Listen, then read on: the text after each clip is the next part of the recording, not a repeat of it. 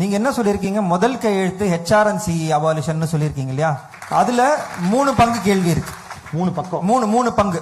ஒன்னு ஒரே கையெழுத்துல HRNC dismantle பண்ண முடியுமா முதல்.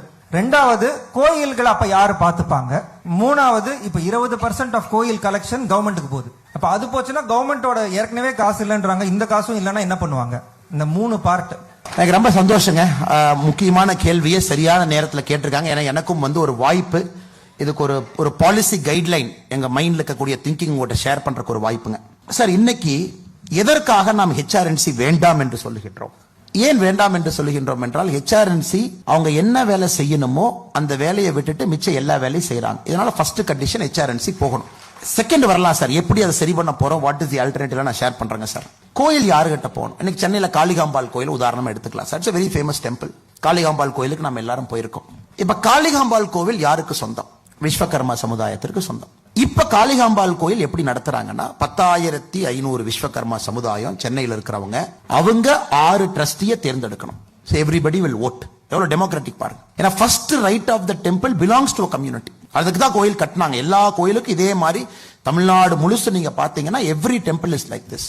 10,500 பேர் ஓட்டு போட்டு 6 ட்ரஸ்டியை தேர்ந்தெடுத்திருக்காங்க. இப்ப 6 ட்ரஸ்டி தேர்ந்தெடுத்தாச்சு சார். இந்த வாரம் இந்த 6 ட்ரஸ்டி ஒரு சேர்மனை தேர்ந்தெடுக்கிறாங்க. So chairman will come and chit. So இதே மாதிரி தமிழ்நாடு முழுவதும் எல்லா கோயிலுக்கும் பாத்தீங்கன்னா it belongs to a particular community. அதனாலதான் சில கோயில்ல பாத்தீங்கன்னா என்ன, அவங்க அரசியலுக்காக Dravida Munnetra Kazhagam upper caste lower cost இவங்க பொலிட்டிக்கலுக்காக என்ன நான்சென்ஸ்ல இத்தனை ஆண்டுகளா பண்ணாங்களோ, எத்தனையோ கோயில்ல பாத்தீங்கன்னா இவர்கள் சொல்லக்கூடிய லோவர் காஸ்ட், என்னை பொறுத்த வரைக்கும் there is nothing called upper caste and lower caste. இதை வச்சுதான் அவங்க அரசியலை பண்ணிட்டு இருக்காங்க. ஏதோ ஒரு சமுதாயம், ஒடுக்கப்பட்ட சமுதாயத்திற்கு ஒரு கோயில் இருக்கு. அந்த கோவிலினுடைய முதல் வழிபாட்டு உரிமை அவர்களுக்கு. அவங்க ஓட்டு போட்டு அந்த கோயிலை ரன் பண்ணணும். சோ தமிழ்நாட்டில் இருக்கக்கூடிய எல்லா பெரிய கோயிலுக்கும் இது பொருந்துங்க ஐயா. ஒரு காளிகாம்பாள் கோயில உதாரணமா சொல்றேன். ஒரு சேர்மன் வந்துடுறாங்க. அரசு கம்ப்ளீட்டா கோயில இருந்து வெளியே வந்துடணுமா? அப்படி இருக்க முடியாது சார். ஆனா ஒரு நாட்டுக்குள்ள கண்டிப்பா அரசுக்கு ஒரு இடம் இருக்கணும். அது எந்த லெவல் இருக்கணும்? இப்ப இந்த 6 பேர்த்துக்குள்ள சண்டை, சேர்மன்னால ஒரு முடிவு எடுக்க முடியல, அல்லது they want a grand from a government. ஏன்னா கன்கரண்ட் லிஸ்ட்ல என்டோமெண்ட் இருக்கு சார். நீங்க பாத்தீங்கன்னா state list, union list, concurrent லிஸ்ட்ல என்டோமெண்ட்ங்கிற வார்த்தை கன்கரண்ட் லிஸ்ட்ல இருக்கு. ஏன்னா நம்ம கான்ஸ்டிடியூஷன் உருவாக்கும் பொழுதே நம்முடைய மேக்கர்ஸ் ஆஃப் கான்ஸ்டிடியூஷன் என்டோமெண்ட்டை கன்கரண்ட் லிஸ்ட்ல ஒரு காரணத்துக்காக வச்சிருக்காங்க. சோ கவர்மெண்ட் இருக்கணும், ஆனா இதற்காகவே கவர்மெண்ட் இருக்கக்கூடாது. தாசில்தாருக்கு இருக்கக்கூடிய பல வேலையில ஒரு கோவில் இருக்கக்கூடிய டிஸ்பியூட், ஒரு லேண்ட் பிரச்சனை, அதை திரும்ப ரீக்ளைம் பண்றாங்க, கோர்ட்டுக்கும் கோயிலுக்கு ஒரு பிரச்சனை, தாசில்தார் லெவல்ல இதை போன்ற அலுவலக ஆபீசர்ஸ் எத்தனையோ வேலையை பார்க்கக்கூடிய ஒரு தாசில்தார் ஒரு கோயில் வேலையை ஒரு டிஸ்பியூட் ரெசல்யூஷன் அத்தாரிட்டியா இருக்கணுமோ தவிர, இவர்களே கோயிலுக்குள்ள போய் டிஸ்பியூட்டை ஏற்படுத்தக்கூடிய அத்தாரிட்டி ஒரு ஜேசியினுடைய வேலை என்ன சார்? எந்த கோயில்ல சண்டை போடுவாங்கன்னு உட்கார்ந்து இருக்காங்க. இந்த கோயில்ல சண்டை போட்டா HRNC உள்ள கொண்டு போயிடலாம். இப்ப தமிழ்நாட்டுடைய ஃபேவரட் ஸ்டைல் என்ன சார்? இப்ப திமுக குலதெய்வம் கோயில் எங்க எல்லாம் சண்டையா உள்ள HRNC போயிட்டு இருக்கு. நீ 2 பேரும் சண்டை போட்டியா, உனக்கு 2 செட் ஆலியா, அதை சால்வ் பண்ண வேண்டும் என்கின்ற இது கிடையாது அவங்களுக்கு. ஊர்ல ஒரு பீஸ் கமிட்டி மீட்டிங் போட்டு தாசில்தாரை வச்சு எல்லா ஊர் மக்கள்லாம் உட்காருங்க, ஏன் குலதெய்வம் கோயிலுக்கு சண்டை போட்டுக்கிறீங்க, சால்வ் பண்ணுவோம். அது போன்று எங்கேயும் HRNC நடத்தாது sir.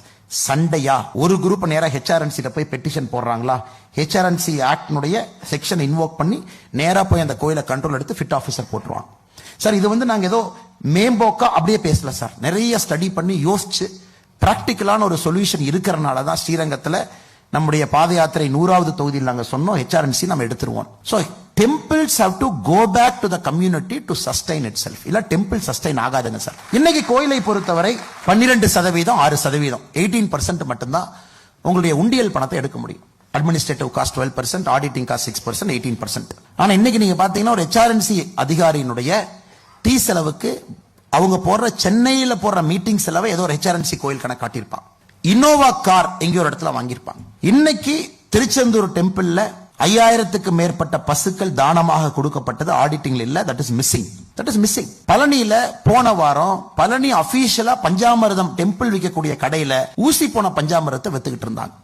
Just lost week. So Tamil Nadu முழுவதும் பாத்தீங்கன்னா தி செகண்ட் காஸ் ஒன், உன் வேலையை நீ சரியா செய்யல, அதனால நீ வெளியே போயிடணும். இது option number 1, cost number 1. Cost number 2, உன் வேலையை நீ தப்பா பண்ற, இன்எஃபிஷியன்ட்டா பண்ற. நீ உள்ள போய் ஒரு 6 கால பூஜைக்கான எண்ணெய் எங்கிருந்து வாங்குற, திரி எங்கிருந்து வாங்குற, எங்க போய் வாங்கின, இதுக்காக நீ நோட்டு போட்டு எடுக்கிறியோ தவிர உண்மையாலும் அந்த கோவில் ஒரு சனாதன தர்மத்தினுடைய அடிப்படையில் அந்த கோவில் என்ன வேலை நடந்திருக்கணுமோ அதற்கு HRNC ஒரு காஸ்ட் அண்ட் எய்டு அது பண்ணாம இருக்கு சார். இப்ப 3வது, இப்ப எல்லா கோவிலையும் HRNC எடுத்துட்டோம், doesn't mean கவர்மெண்ட்டுக்கு அங்க கண்ட்ரோல் இல்லைன்னு அர்த்தம் இல்ல sir. Government still has got a control at the tahsildar level. The government still has got control at a collector level. ஏன்னா அந்த ப்ராப்பர்ட்டிஸ் எல்லாமே ஒரு செகுலர் லேண்ட்ல ஒரு மண்ணில் இருக்கு.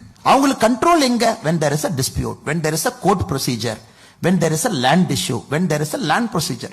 எல்லா இடத்துலயும் இருக்கிற மாதிரி. ஏன் தமிழ்நாட்டுல மட்டும் HRNC எடுக்கணும்? கர்நாடகால HRNC இருக்கு. ஏன் அண்ணாமலை என்ன கர்நாடகாவை பத்தி பேசல சார்? கர்நாடகா HRNC வந்து ஒரு ஹிந்து ஃபேத்தை ஒழிக்கணும் நாங்க இல்ல சார். பட் இங்க இருக்கக்கூடிய HRNC மட்டும்தான் ஒரு ஃபேத்தை ஒழிக்கணும்னு இருக்கு. நீங்க HRNC ஆக்ட் வரும் பொழுது யாராச்சும் டைம் இருக்கிறவங்க தமிழ்நாடு அசம்பிளில கம்யூனிஸ்டுக்கும் அப்ப காங்கிரஸுக்கும் நடந்த டிபேட்டை நீங்க பார்க்கணும். ரொம்ப பியூட்டிஃபுல்லா இருக்கும். 1950s HRNC ஆக்ட் வந்த பொழுது இதை கம்யூனிஸ்ட் எதிர்த்தாங்க. கம்யூனிஸ்ட் அப்போஸ் பண்ணாங்க. ஆஃப் ஆல் பீப்புள் தமிழ்நாட்டுக்கு HRNC ஆக்ட் வரக்கூடாது. then they promised இல்ல HRNC will only aid and regulate.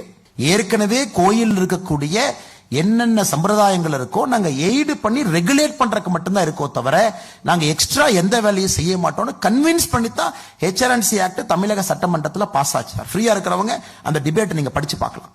ஆனா இன்னைக்கு யாராச்சும் சொல்ல முடியுமா HRNC தமிழ்நாட்டில் இருக்கிறதே டு எய்ட் அண்ட் ரெகுலேட் சொல்ல முடியுமா சார்? இல்லை இல்லை. வன்மம் அவங்களுக்கு இருக்கு. ஒரு கோயிலுக்குள்ள எப்படி போகணும்னு யோசிக்கிறாங்க. குறிப்பாக சிதம்பரம் தீட்சிதார் இஷ்யூ எல்லாம் பாத்தீங்கன்னா சுப்ரீம் கோர்ட்டினுடைய கண்டிஷன்ஸை பல இடத்துல தொடர்ந்து வயலேட் பண்ணிட்டே இருக்காங்க. அது ஒரு வன்மத்தோடு செயல்பட்டு கொண்டிருக்கின்றார். அதனால்தான் கோவில்கள் கம்யூனிட்டியை நோக்கி போகணும், டெமோக்ராட்டிக் ப்ராசஸ் இருக்கணும். அல்லது கம்யூனிட்டிக்கு இல்லாம அந்த ஊருக்கு சொந்தம். இன்னைக்கு நீங்க திருத்தணி போங்க சார். திருத்தணியில அந்த உள்ளூர் மக்கள் முருகபெருமான கிட்ட வரைக்கும் போய் வழிபடுறதுக்கு காலங்காலமாக அவர்களுக்கு அனுமதி.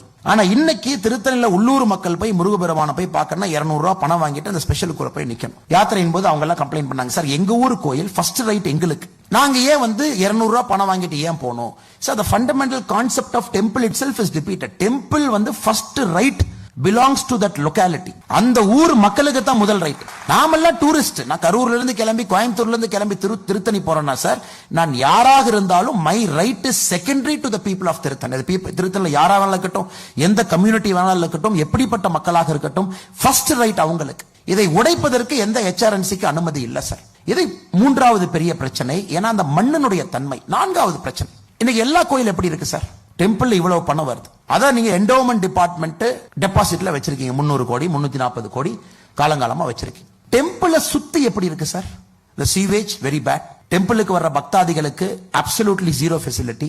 ஸ்ட்ரே புல்ஸ் எல்லா இடத்துலயும் இருக்கும், ஸ்மெல் எல்லா இடத்துலயும் இருக்கும், சுத்தி இருக்கக்கூடிய ரோடு பாட் ஹோல்ஸா இருக்கும். கடவுள் என்ன சார் பாவம் பண்ணாரு? கடவுள் பேர்ல காசு வாங்கி அதை என்டோமென்ட் டிபார்ட்மெண்ட் ஏதோ ஒரு இடத்துல பேங்க்ல டெபாசிட் பண்ணி அந்த கோவில சுத்தி கூட அடிப்படை வசதி செய்ய முடியவில்லை என்றால் எதற்கு அந்த பணம்? அதனால திரும்ப உள்ளூர்காரங்களுக்கும் கம்யூனிட்டிக்கு இது போகும் பொழுது use a certain percentage of money for the development of that region. திருத்தணியிலிருந்து வரக்கூடிய பணத்தினுடைய ஒரு சதவீதம் திருத்தணியினுடைய வளர்ச்சிக்கு செல்ல வேண்டும். மக்கள் ரோட்ல அத்தனை பேர் திருத்தணிக்கு வருவாங்க, give them better roads. Tiruttani லாட்ஜ்ல தள்ளுவாங்க, give them better lodges. அவங்களுக்கு ஃப்ரீ ட்ரிங்கிங் வாட்டர் ஃபெசிலிட்டி. அந்த ஊருக்கு டெவலப் பண்ணிட்டு a certain percentage you contribute to the state coffer. அதுல நீங்க எடுத்து பட்ஜெட்டுக்கு செலவு பண்ணு. So it's a very complex question sir. ஆனா இது ஒரு இந்த மாதிரி ஒரு லைன்ல போகணும் அப்படிங்கிறது எங்களுடைய ஆசை. இந்த மாதிரி லைன்ல போகணும், கம்யூனிட்டி ஓரியன்டா போகணும், அந்த ஊர் ஓரியன்டா போகணும், ஊருக்கு ஃபர்ஸ்ட் ரைட் இருக்கணும், ஊருடைய டெவலப்மெண்ட்டுக்கு a certain percentage of money should go, then it should come to the overall kitty. So அதனால் எங்களுடைய ஐடியாவை பொறுத்த வரைக்கும் முழுமையாக இது செயல்படுத்தக்கூடிய ஐடியா என்று நாங்கள் நம்புகின்றோம். அதனால தான் உங்க முன்னாடி வச்சிருக்கிறோங்க. நமக்கு இன்னும் 2 வருஷம் இருக்கு டிபேட் அண்ட் டிஸ்கஸ் பண்றதுக்கு. இப்ப எதிர்க்கட்சிகள் இல்ல, அண்ணாமலை அவர்கள் சொல்வது போய், பாரதிய ஜனதா கட்சி சொல்வது போய், இந்த பாயிண்ட் எல்லாம் இன்ஃபீசிபிள், அது எப்படி கம்யூனிட்டி கொடுக்க முடியும், அது எப்படி ஊருக்கு கொடுக்க முடியும், நாங்க சென்ட்ரலைஸ்டா சென்னையில இருந்து தான் ரன் பண்ணுவோம், நாங்க கோயிலே பார்த்திருக்க மாட்டோம் ஆனாலும் சென்னையில இருந்து ஜேசி ரன் பண்ணுவாரு அப்படிங்கிற ஆர்குமெண்ட் உங்க முன்னாடி வைக்கட்டும் சார். இட்ஸ் டெமோக்ராட்டிக் வே. ஒரு சட்டத்தை டெமோக்ரஸில கொண்டு வந்தீங்க, அதே சட்டத்தை ரிப்பீல் பண்றதுக்கு டெமோக்ரஸில நம்ம ஆப்ஷன் வச்சிருக்கோம். So come 2026 people decide which way they want to go. அதனால எனக்கு பெரிய நம்பிக்கை இருக்கு சார், எங்களுக்கு நம்பிக்கை இருக்கு. 2024 இதுவரைக்கும் தமிழ்நாட்டில் எந்த எலெக்ஷனுமே இஷ்யூ பேஸ்ட் எலெக்ஷன் இல்ல சார். நீங்க பாருங்க, எலெக்ஷனுக்கு முன்னாடி சனாதன தர்மம் பேசுவாங்க. சரி 2024 எலெக்ஷன் சனாதன தர்மம் வச்சுக்கலாமா தமிழ்நாட்டில் வாங்கினா? இல்ல அது எலெக்ஷன் முடிஞ்சுதான் பேசுவோம். இது எப்படின்னா அந்த வடிவேல் சொல்ற மாதிரி செவ்வாய்க்கிழமை மட்டும் அன்னை அடிக்க மாட்டேன், வியாழக்கிழமை சண்டைக்கு வர மாட்டேன், வெள்ளிக்கிழமை கூச்சல் போட மாட்டேன், சனிக்கிழமை கத்த மாட்டேன், அப்ப எந்த கிழமையா நீ சண்டைக்கு வருவேன்? சோ தமிழ்நாட்டுல பர்னிங் இஷ்யூஸ் எதுவுமே பப்ளிக்ட்ட வைக்கல சார். நீட் வேண்டுமா வேண்டாமா வைக்கவில்லை, சனாதன தர்மம் எப்படி வைக்கவில்லை, HRNC ஆக்ட் எடுக்கணுமா எடுக்கக்கூடாதா வைக்கல. சோ தமிழ்நாட்டினுடைய எலெக்ஷன்ஸ் எல்லாம் பாத்தீங்கன்னா இவரு வேண்டாம் இவரு வேணும் அப்படிங்கறத நடக்குது. So 2026 பொறுத்த வரைக்கும் sir we are very clear, we want it to be an issue based election. Let people decide. எனக்கு இது வேணும் இது வேண்டாம். எல்லா கட்சிகளும் தங்கள் நிலைப்பாட்டை தெளிவா சொல்லட்டும். அதன் பிறகு யார் மக்களுக்கு ஆதரவு கொடுத்து ஆட்சி கொண்டு வருகின்றார்களோ அந்த கட்சி தான் சொன்ன நிலைப்பாட்டை செய்யட்டும் sir. Not freebies, not money, not splurging cash, but on issues, issue பேஸ்டா Tamil Nadu போக வேண்டிய கட்டாயம் இருப்பதாக நாங்கள் கருதுகின்றோம்.